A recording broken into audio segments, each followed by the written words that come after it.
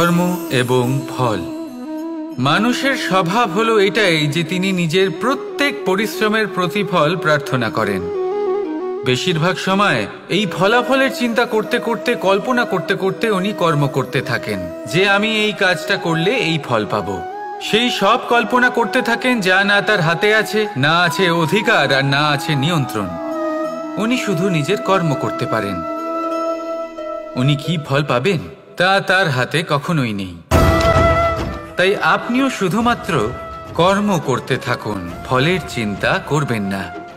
মনে রাখবেন, শিকড় এবং শাখা যেভাবে একে অপরের সাথে জড়িয়ে, সেইভাবেই একে অপরের সাথে জড়িয়ে কর্ম এবং ফল। যেরকম কর্ম আপনি করবেন সেরকম ফল আপনি অবশ্যই পাবেন।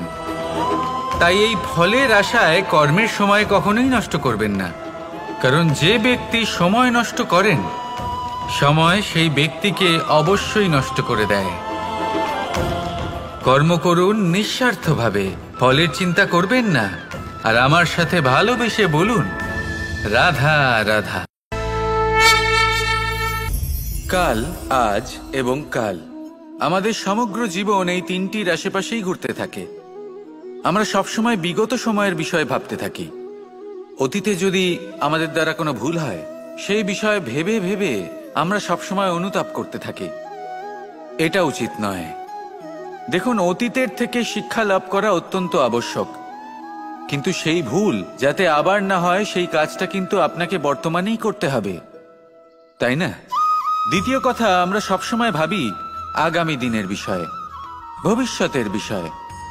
আমরা ভাবি যে কাল করে নেব, আজ এই কাজ করতে পারছি না, কোনো ব্যাপার নয়, কাল করে নেব। আজ কাজটা শুরু করতেই পারলাম না, কোনো ব্যাপার নয়, কাল করে নেব। আজকের দিনটাই ভালো ছিল না, কোনো ব্যাপার নয়, সেটা কাল করে নেব। ব্যাপারটা বুঝুন, আপনি নিজের সময় নষ্ট করছেন।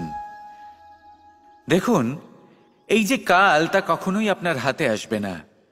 তাই যে কাজ করতে চান সেটা আজকেই করুন, অন্তত শুরুটা করুন। কারণ এই আগামী সময়, তা সবসময় আপনার থেকে এক কদম আগে থাকবে, একদিন এগিয়ে থাকবে। জানেন কেন? কারণ এই কাল আপনার জন্য অপেক্ষা করবে না, সেই জন্য আপনিও এর জন্য অপেক্ষা করবেন না। যা করার তা আজকেই শুরু করুন। কারণ যে বর্তমানে নিজের ভিত স্থাপন করেন না, ভবিষ্যৎকালে তার সুন্দর শক্তিশালী ভবন কখনো নির্মাণই হয় না। আসুন আর আমার সাথে ভালোবেসে বলুন রাধা রাধা। ধৈর্য। এই ধৈর্য কি কোনো গুণ, কোনো অনুভূতি, কোনো দৃষ্টিভঙ্গি? আমার জন্য ধৈর্য এক বাহন। আপনি হয়তো ভাবছেন, এ কেমন বাহন?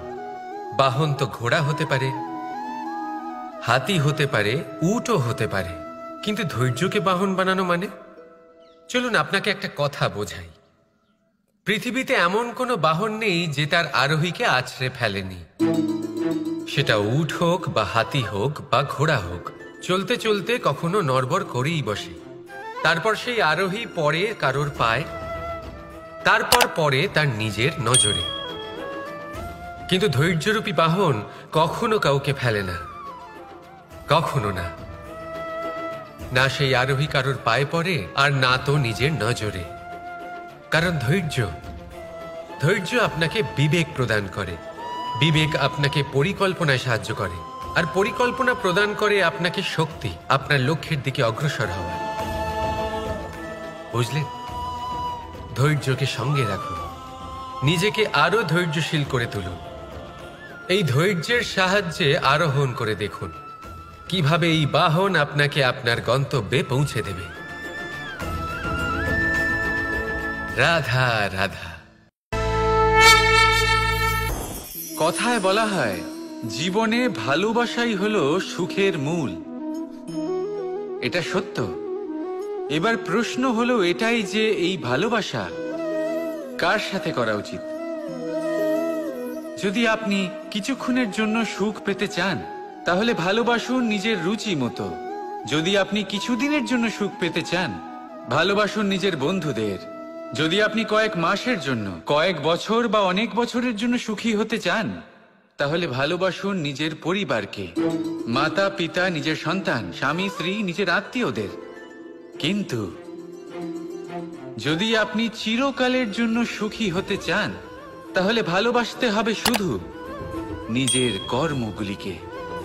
কারণ সম্পর্ক যেমনই হোক না কেন, কখনো না কখনো ভেঙে যাবেই। এই সংসার হলো এমনই যে যাদের সঙ্গ আমরা পাই তাদের সঙ্গ একদিন ত্যাগ করতে হয়। শুধু কর্মই হলো এমন এক সঙ্গ যা কখনো আপনাকে ত্যাগ করবে না। আপনার মৃত্যুর পরেও এই কর্ম আপনাকে বাঁচিয়ে রাখবে। তাই সবসময় মনে রাখবেন, এই কর্ম ধর্ম মনে করে পালন করা উচিত। জীবনের শেষ মুহূর্ত পর্যন্ত কর্মকে ভালোবাসুন, জীবনের শেষ মুহূর্ত পর্যন্ত সুখে থাকবেন। আর আমি তো সবসময় বলি, শুধু কর্ম করতে থাকো, ফলের চিন্তা করো না। তাহলে আসুন আর আমার সাথে ভালোবেসে বলুন, রাধা রাধা। জীবনে ক্ষমা চাওয়া তাও কিছুটা সহজ, ক্ষমা করতে পারা অত্যন্ত কঠিন। ক্ষমা 2 অক্ষরের এই শব্দ হতে পারে, কিন্তু অত্যন্ত বড় এই শব্দ, অত্যন্ত গুরুত্বপূর্ণ এই শব্দ। কখনো কখনো অন্য কাউকে ক্ষমা করে দেওয়া তাও কিছুটা সহজ কাজ, কিন্তু নিজেকে ক্ষমা করতে পারা অত্যন্ত কঠিন হয়ে দাঁড়ায়। অতীতে যদি আমাদের এমন কোনো ভুল হয় যে কারণে আমরা নিজেকে ক্ষমা করতে পারি না, অনেক সময় এমন কিছু ভুল করে বসি যে বিষয় শুধু আমরাই জানি, কিন্তু আমরা নিজেকে ক্ষমাই করতে পারি না। আর আমাদের বিকাশ সেখানেই স্তব্ধ হয়ে যায়। কারণ যদি আপনি ক্ষমা করতে না শেখেন, নিজেকে ক্ষমা যদি না করতে পারেন, তাহলে তা আপনার জীবনের সবথেকে বড় বাধা হয়ে দাঁড়াবে। সেই জন্য জীবনে অবশ্যই শিখুন যে কিভাবে নিজেকে ক্ষমা করতে হয়, আর শিখুন যে আগের করা ভুল আবার কি করে না করা যেতে পারে।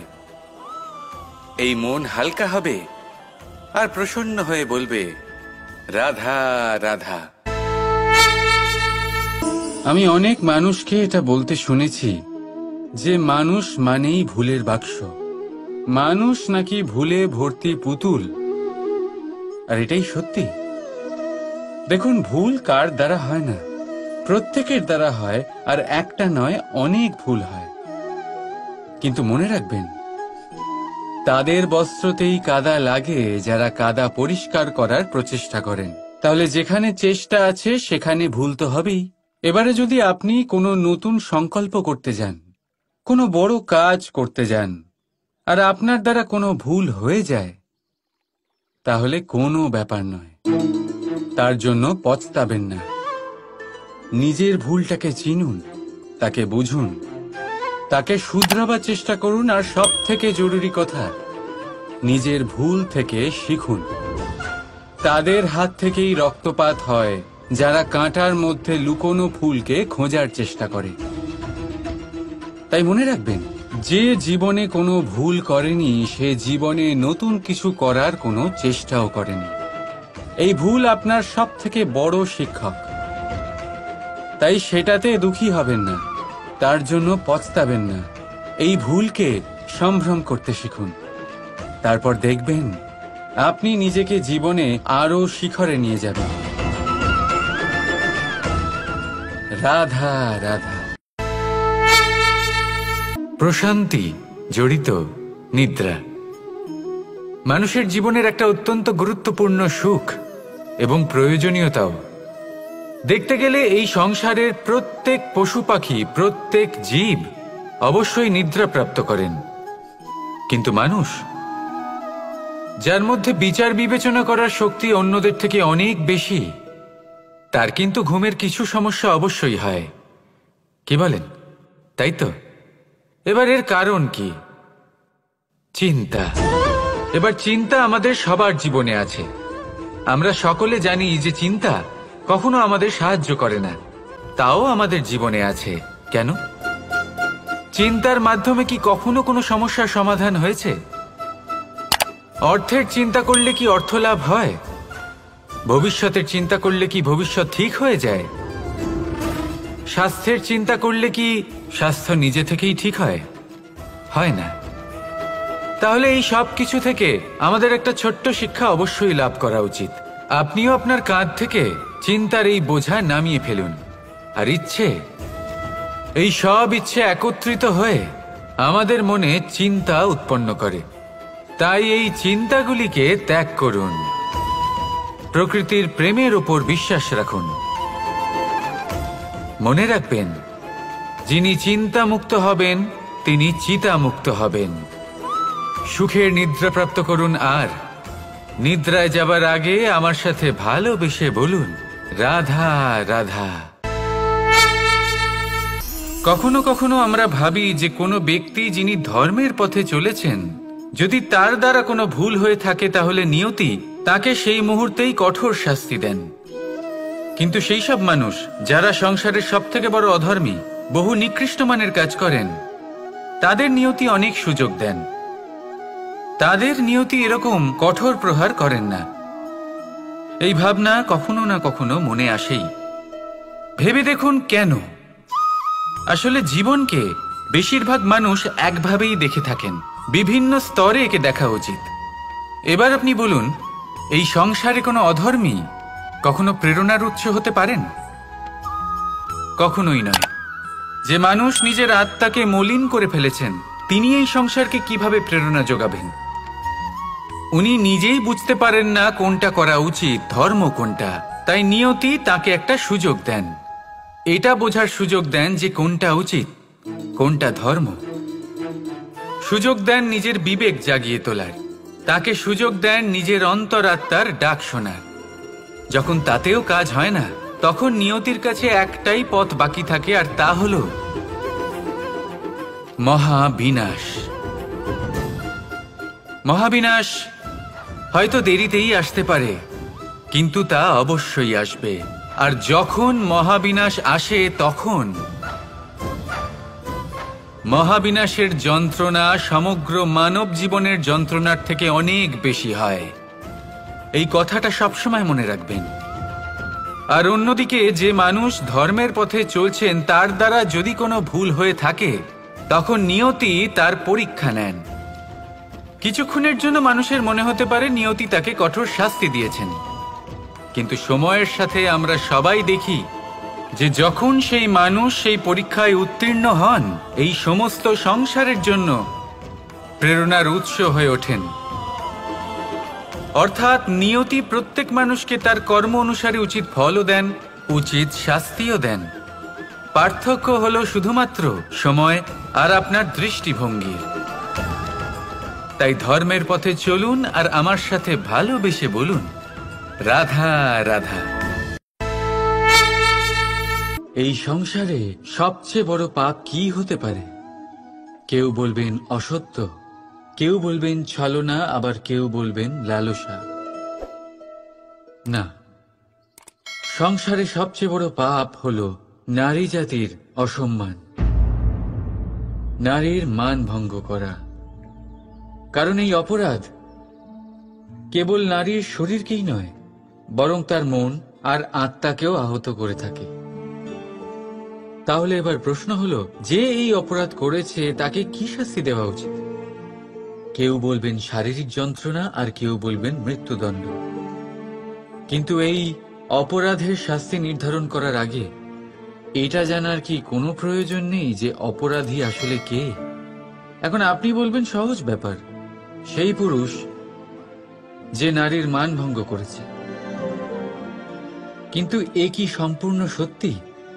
নিজের অপমানের জন্য, নিজের সম্মানকে নিজেই হারানোর জন্য কখনো নারী কি নিজে দায়ী হতে পারে না?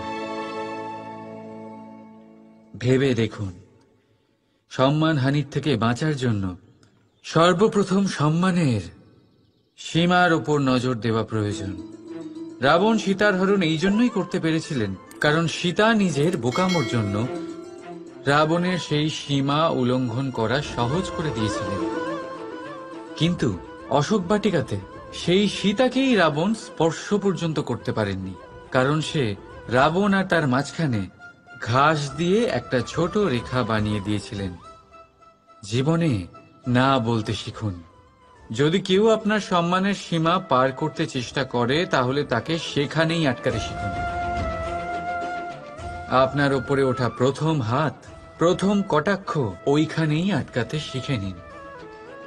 তখন কোনো পুরুষের সাহস হবে না আপনাকে আবার অপমান করতে চেষ্টা করার, কারণ নারী জননী, পূজনীয়। তাই নিজেকে দুর্বল মনে করে আপনি অপরাধী হবেন না। রাধা রাধা। আমাদের জীবনে অত্যন্ত গুরুত্বপূর্ণ একটা আশা বসবাস করে, বিশ্বাসের রূপে। বিশ্বাস যা আমরা ঈশ্বরের ওপর করি, ভাগ্য, প্রারব্ধের ওপর করি, নিয়তির ওপর করি। যখনই ভালো কিছু হয় আমরা বলি এ হলো ঈশ্বরের দয়া, যখন খারাপ কিছু হয় আমরা বলি এ হলো ঈশ্বরের মায়া। কখনো ঈশ্বর বা ভাগ্য বা প্রারব্ধ বা নিয়তি। আপনি নিজে কোথায় তা কখনো ভেবেছেন? আপনি বিশ্বাস করছেন ঈশ্বরের উপর, প্রারব্ধের উপর, কখনো নিজের উপর করেছেন?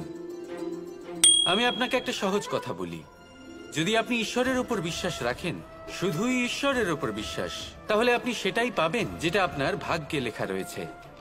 কিন্তু যদি আপনি নিজের উপর বিশ্বাস রাখেন, আত্মবিশ্বাস রাখতে শেখেন, তাহলে ঈশ্বর আর নিয়তি দুজনে মিলে আপনার ভাগ্যে সেটাই লিখবে যা আপনি চাইছেন। তাই মনে রাখবেন, সাফল্যের পথ হলো এই বিশ্বাস। নিজের আত্মবিশ্বাসকে ধরে রাখতে শিখুন, দেখবেন আত্মা প্রসন্নতায় ভরে উঠবে। তাহলে আসুন এই প্রসন্ন ভাব নিয়ে বলুন রাধা।